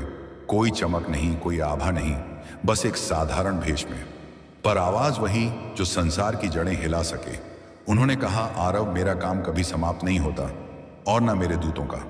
प्रकाश फैलाना सरल है, पर भ्रम को मिटाना कठिन है। इस बार अंधकार मनुष्य के भीतर से उठा है।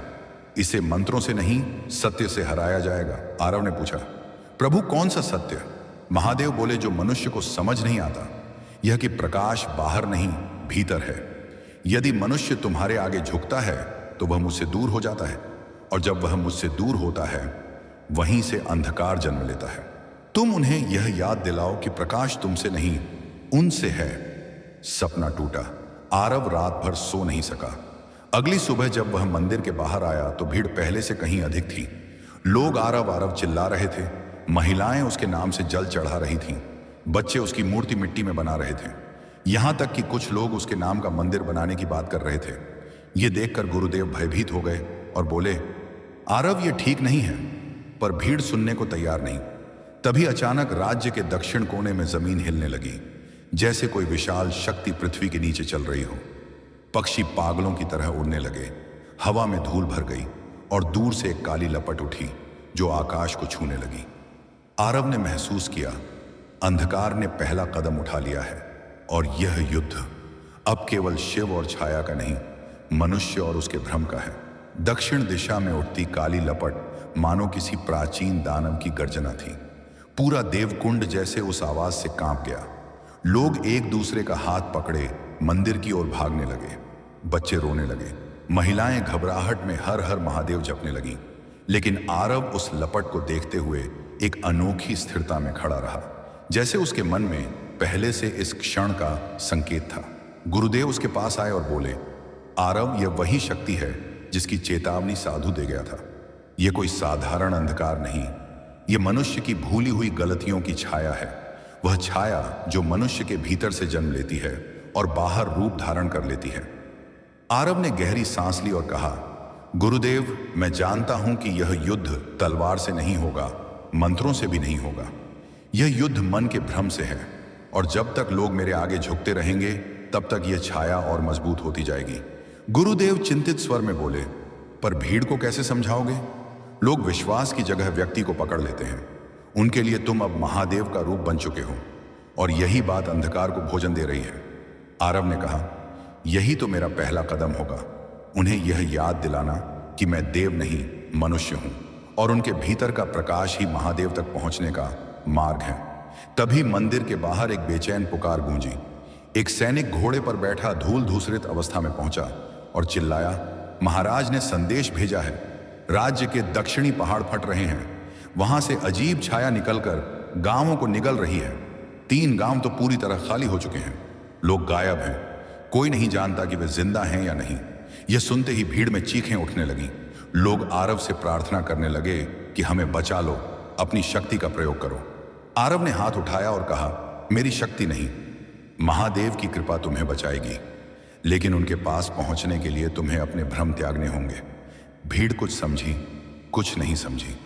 तभी दक्षिण दिशा से एक तेज गर्जना हुई, मानो आसमान फट गया हो। धरती हल्की सी हिली। मंदिर की घंटी बिना स्पर्श के जोर से बजने लगी, और देखते ही देखते आकाश में उन काली लपटों का आकार स्पष्ट होने लगा। ये कोई धुआं नहीं था, यह विशाल आकृतियों जैसा चल रहा अंधकार था, जैसे हजारों परछाइयां मिलकर एक दैत्याकार प्राणी बन गई हों। उसके कोई हाथ नहीं थे, कोई पैर नहीं थे।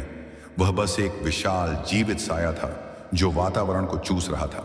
जैसे उसकी उपस्थिति भर से हवा भारी हो रही हो। आरव ने उस छाया की ओर देखा और महसूस किया, यह वही शक्ति है जिसका उसने बुर्ज पर सामना किया था, लेकिन इस बार वह विभाजित नहीं थी। अब वह एकत्रित थी और कहीं अधिक शक्तिशाली। गुरुदेव ने कहा, आरव, यह छाया मनुष्य की भक्ति नहीं, उसके भ्रम पर पलती है।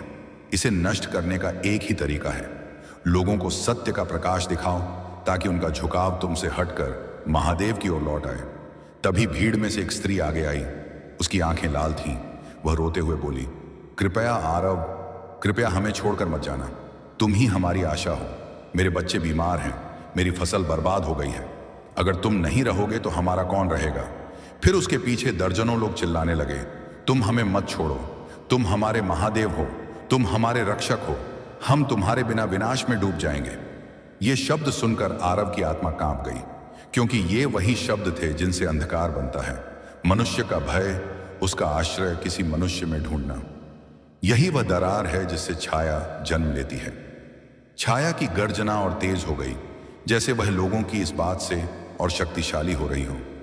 आरव समझ गया, यह कोई संयोग नहीं था। यह अंधकार जानबूझकर लोगों के दिलों का भय उजागर कर रहा था, ताकि वह उनके भ्रमों से और अधिक ताकत खींच सके। आरव भीड़ की ओर मुड़ा। उसका चेहरा शांत था, लेकिन आंखों में दृढ़ता की ज्वाला थी। उसने ऊंची आवाज में कहा, सुनो, मैं तुम्हें एक अंतिम बार बताता हूं। मैं महादेव नहीं हूं, मैं तुम्हारा रक्षक नहीं हूं, मैं सिर्फ मार्ग दिखा सकता हूं। चलना तुम्हें होगा। लेकिन भीड़ और जोर से चिल्लाने लगी, नहीं, तुम ही हमारे महादेव हो, तुम हमें बचाओ। आरव ने पहली बार गुस्से जैसा स्वर उठाया और कहा, तुम्हारी यह सोच ही तुम्हें विनाश की ओर ले जा रही है। तुम महादेव को छोड़कर किसी मनुष्य की पूजा करोगे, और यही तुम्हारी सबसे बड़ी गलती है। छाया आकाश में हिलने लगी, मानो उसे चोट पहुंची हो। तभी अचानक छाया से एक तेज आवाज आई, आरव, तुम जानते हो कि लोग तुम्हारी उपासना करेंगे, तुम उन्हें नहीं रोक सकते। मनुष्य हमेशा आसान मार्ग चुनता है, उन्हें भ्रम पसंद है, सच नहीं। आरव शांत स्वर में बोला, इसलिए इस बार मैं तुम्हें मनुष्य के कारण नहीं जीतने दूंगा। यह मेरा वचन नहीं, महादेव का आदेश है। छाया हंसी। वह हंसी इतनी भयानक थी कि हवा में कंपन शुरू हो गया। धरती में हल्का सा कंपन महसूस हुआ, पर आरव बिना पलक झपकाए खड़ा रहा। फिर उसने भीड़ से कहा, मैं दक्षिण पहाड़ों की ओर जा रहा हूं। जो कोई भी महादेव पर विश्वास रखता है वह मेरे पीछे आए, लेकिन मेरी पूजा करने के लिए नहीं, अपने भीतर के अंधकार को जलाने के लिए। भीड़ चुप हो गई। किसी को समझ नहीं आया कि वह क्या कहना चाहता है, पर उसके शब्दों में कुछ ऐसा था जिसमें आदेश नहीं बल्कि चेतना थी, और मन अनजाने में उसके पीछे चल पड़ा। कुछ ही घंटों में सैकड़ों लोग उसके पीछे दक्षिण दिशा की ओर चलने लगे। रास्ता कठिन था, जंगल घने थे, हवा अजीब सी थी, ठंडी भी और गर्म भी, जैसे दो शक्तियां आपस में लड़ रही हों। अचानक रास्ते में पेड़ों पर काली रेखाएं दिखने लगी, मानो किसी ने रात भर पेंट करके उन्हें चिह्नित कर दिया हो। गुरुदेव बोले, यह अंधकार की सीमा है, इसके आगे कदम रखने वाला आसानी से लौट नहीं पाता। पर आरव आगे बढ़ा और बोला, महादेव मेरे साथ हैं। उनकी बात सुनकर भीड़ में से कुछ लोग डरकर पीछे हट गए, कुछ लोग वहीं रुक गए, लेकिन फिर भी 100 से अधिक लोग उसके साथ पहाड़ की तलहटी तक पहुंच गए। वहां पहुंचते ही उन्होंने देखा, पहाड़ की दरारों से काली धुआं नहीं, काली आकृतियां निकल रही थीं, जैसे वे किसी अदृश्य आदेश पर बाहर आ रही हों। कोई मानव आकृति जैसी थी, कोई जंगली जानवर की तरह, कोई बस धुएं का गुच्छा थी। वे सब मिलकर धीरे धीरे एक विशाल आकृति का निर्माण कर रही थीं। आरव ने महसूस किया, यह कोई बाहरी दानव नहीं, यह उन सभी लोगों का संयुक्त भय, लालच, मोह, ईर्ष्या, अनियंत्रित क्रोध और भ्रम था, जिसे सदियों में उनकी आत्माओं ने पैदा किया था। छाया ने पुकारा, आरव, क्या तुम तैयार हो? इस बार मैं तुम्हारे प्रकाश से नहीं, तुम्हारी प्रतिष्ठा से जन्मा हूं। मुझे खत्म करना आसान नहीं। मैं मनुष्य के भीतर की गलत धारणा हूं, और जब तक मनुष्य तुम्हें पूछता रहेगा, मैं अमर रहूंगा। आरव ने कहा, नहीं, आज यह भ्रम समाप्त होगा। आज लोग समझेंगे कि देवत्व मनुष्य में नहीं, उनके कर्मों में है। और फिर आरव आगे बढ़ा। उसके पीछे शेष छाया के उस गहरे तूफान ने जैसे ही धरती को छुआ, हवा की दिशा बदल गई। पेड़ों के पत्ते उल्टी दिशा में उड़ने लगे, मानो उन्हें कोई अदृश्य शक्ति खींच रही हो। पहाड़ की चोटी पर बादल एक दूसरे से टकराने लगे और बिजली शांत आकाश में भी चमकने लगी। यह देखने में लगता था जैसे स्वयं प्रकृति इस युद्ध की साक्षी बन चुकी हो। आरव बिना हिले खड़ा रहा। उसकी आंखों में भय नहीं था, पर एक अजीब सी करुणा थी, जैसे वह उस छाया को भी समझना चाहता हो जो उसके सामने खड़ी थी। छाया ने अपनी आवाज भारी कर दी और बोली, आरव, तुम्हारा प्रकाश मुझे चुभता है, लेकिन तुम्हारी सबसे बड़ी कमजोरी तुम्हारे भीतर नहीं, तुम्हारे पीछे खड़ी उस भीड़ में है। देखो उन्हें, ये तुम्हारी पूजा करते हैं, तुम्हें भगवान मानते हैं। जब तक इनके मन में यह भ्रम है कि तुम ईश्वर हो, तुम कभी मुझे परास्त नहीं कर सकते, क्योंकि मैं उसी स्थान से जन्म लेता हूं जहां मनुष्य सत्य को छोड़कर भ्रम को अपनाता है। आरव पीछे मुड़ा। भीड़ कांप रही थी। कुछ लोग डर से रो रहे थे, कुछ अपने बच्चों को सीने से चिपकाए हुए थे। वे आरव को देखकर पुकार रहे थे, आरव हमें बचाओ, तुम ही हमारा सहारा हो, तुम ही हमें इस अंधकार से निकाल सकते हो। उनके स्वर में भक्ति नहीं, भय था, और यही वह द्वार था जिससे अंधकार उनके मन में प्रवेश करता। आरव ने आंखें बंद कर लीं। महादेव के शब्द उसके मन में गूंजे, प्रकाश तब तक अधूरा है जब तक मनुष्य उसे स्वयं में न खोजे। तुम उन्हें उनके भीतर का मार्ग दिखाओ, तभी अंधकार टूटेगा। आरव ने आंखें खोलीं और गरजती छाया की ओर बढ़ा। उसकी आवाज शांत लेकिन दृढ़ थी। उसने कहा, अगर मेरा आदर तुम्हें शक्ति दे रहा है, तो आज मैं यह भ्रांत आगे नहीं बढ़ने दूंगा। आज मैं उन्हें दिखाऊंगा कि आरव कुछ नहीं, केवल महादेव का नाम ही सब कुछ है। छाया हंसी, उसकी हंसी हवा में चाबुक की तरह गूंजी। उसने कहा, मनुष्य तुम्हें नहीं छोड़ेगा। वे सहारे की तलाश में रहते हैं, वे तुम्हें ही ईश्वर बनाना चाहते हैं। तुम नहीं जीत सकते, क्योंकि तुम मनुष्यों के डर के खिलाफ खड़े हो। आरव ने आगे कदम बढ़ाया। उसने भीड़ की ओर मुड़कर जोर से कहा, सुनो, आज से कोई मेरे आगे मत झुको। जो भी मेरे चरण छुएगा वह अंधकार को आमंत्रित करेगा। जिसने मुझे ईश्वर मान लिया वह अंधकार के मार्ग पर चला जाएगा। महादेव ही एकमात्र सत्य है, मैं नहीं। मैं यदि अब भी तुम्हारा सहारा बन गया तो तुम सदियों तक अपने भीतर का प्रकाश नहीं खोज पाओगे। लोग चकित हो गए, कुछ पीछे हट गए, कुछ ने अपने सिर झुका लिए। आरव आगे बढ़ा और कहने लगा, अगर तुम सोचते हो कि मैं तुम्हें बचाऊंगा तो ये सोच छोड़ दो। अपनी रक्षा तुम स्वयं कर सकते हो। महादेव हर उस हृदय में है जहां विश्वास है। छाया तड़पी। वह गरजी और बोली, नहीं, उन्हें मत जगने दो। उनका भ्रम रहे तभी मैं जीवित रह सकती हूं। आरव ने आकाश की ओर हाथ उठाया। उसके हाथ से कोई रोशनी नहीं निकली, न कोई किरण, न कोई दिव्य चमक। वहां से केवल एक कंपन निकल रहा था, एक शांत स्थिर चेतना, जैसे जल का सतह बिल्कुल स्थिर हो। यह शक्ति प्रकाश नहीं, आत्मज्ञान थी। और जैसे ही यह तरंग भीड़ तक पहुंची, लोगों के सिर अपने आप उठने लगे। एक बुजुर्ग ने अपनी आंखें पोंछीं और कहा, मैं किस मनुष्य के आगे झुक रहा था? मेरा ईश्वर तो सदियों से शिव ही है। एक और ने कहा, मुझे नहीं चाहिए कोई मनुष्य देव, मैं महादेव का भक्त हूं। एक महिला बोली, मैं डरी हुई थी, लेकिन अब समझ रही हूं कि डर ने ही इस छाया को जन्म दिया है। एक एक कर लोग सीधे खड़े होने लगे।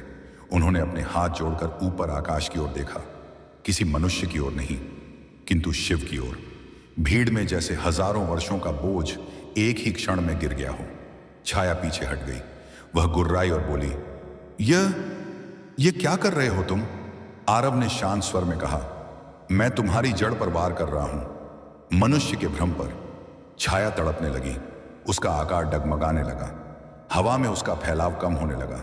उसने चीख कर कहा, उन्होंने तुम्हें छोड़ा नहीं, उन्होंने बस दिशा बदली है। उनका भय अभी भी उनके भीतर है, और भय मेरा घर है। मैं अभी भी जीवित हूं। आरव, तुम मुझे नष्ट नहीं कर सकते। यह कहकर छाया तूफान की तरह नीचे उतरी और आरव पर हमला करने लगी। हवा घूमने लगी, काली ऊर्जाएं उसके चारों ओर घूमने लगी। लोग चिल्लाए, आरव! लेकिन आरव बिना डर के उस छाया में प्रवेश कर गया। उसके भीतर काला कोहरा फैल गया, इतनी गहरी अंधेरी कि हाथ भी दिखे या न दिखे। आरव की सांस रुकने लगी, शरीर का वजन बढ़ने लगा। छाया की आवाज गूंजी, अब मैं तुम्हारे भीतर आकर तुमसे लड़ूंगी। अब मैं तुम्हें तुम्हारे ही भ्रम में फंसाकर जीतूंगी। आरव को लगा कि वह गिर जाएगा, लेकिन उसने अपने भीतर वही नीला प्रकाश अनुभव किया जो महादेव ने उसे दिया था। पर इस बार वह प्रकाश तेज नहीं हुआ, वह शांत स्थिर था, जैसे ध्यान की गहराई। उसने भीतर कहा, महादेव, शक्ति नहीं, सत्य चाहिए। और तभी उसे कुछ अजीब महसूस हुआ। अंधकार उसे दबा नहीं रहा था, अंधकार उसे डर रहा था। वह चौंका। उसने भीतर पूछा, क्यों? तभी एक उत्तर आया, चेतना के भीतर का प्रकाश अंधकार को जला नहीं देता, उसे नंगा कर देता है। और अंधकार सबसे अधिक उसी चीज से डरता है, सत्य से। अब आरव ने अपनी चेतना स्थिर की और अंधकार के बीच कहा, तुम मेरे साथ क्या कर सकती हो? तुम केवल भ्रम हो। मैं तुम्हें नष्ट नहीं करूंगा, मैं तुम्हें पहचानूंगा, और पहचानते ही तुम स्वयं मिट जाओगी। छाया चीखी, नहीं ई, ऐसा मत करो, मुझे मत देखो, मैं देख ही जाने से मिटती हूं। लेकिन अब देर हो चुकी थी। आरव ने अपनी चेतना उस छाया पर केंद्रित की। उसे किसी मंत्र की आवश्यकता नहीं थी, सिर्फ यह समझने की कि यह छाया क्या है। और जैसे ही वह समझ की गहराई में उतरा, उसे पता चला यह छाया किसी दैत्य की नहीं, यह मनुष्य के भीतर की 3 शक्तियों से बनी है, भ्रम, भय और अहंकार। जैसे ही यह सत्य उसे दिखा, छाया का आकार सिकुड़ने लगा। उसने तड़पते हुए कहा, नहीं, तुमने मेरे मूल को पकड़ लिया, मैं सत्य को सह नहीं सकती। और फिर छाया फटने लगी, उसका आकार छोटा होता गया, हवा में चीखें गूंजने लगी, धरती कांपने लगी, और फिर वह पूरी तरह टूटकर धूल की तरह बिखर गई। हवा शांत हो गई, जंगल ठहर गया, पहाड़ की दरारें बंद होने लगीं, और सूरज की पहली किरण उस स्थान पर पड़ी जहां छाया खड़ी थी।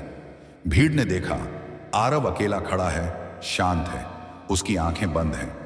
लोग उसके पास दौड़े, लेकिन उसने आंखें खोलकर कहा, अब तुम झुकोगे नहीं, अब तुम स्वयं चलोगे। आज से तुम्हारा प्रकाश तुमसे बाहर नहीं, भीतर है।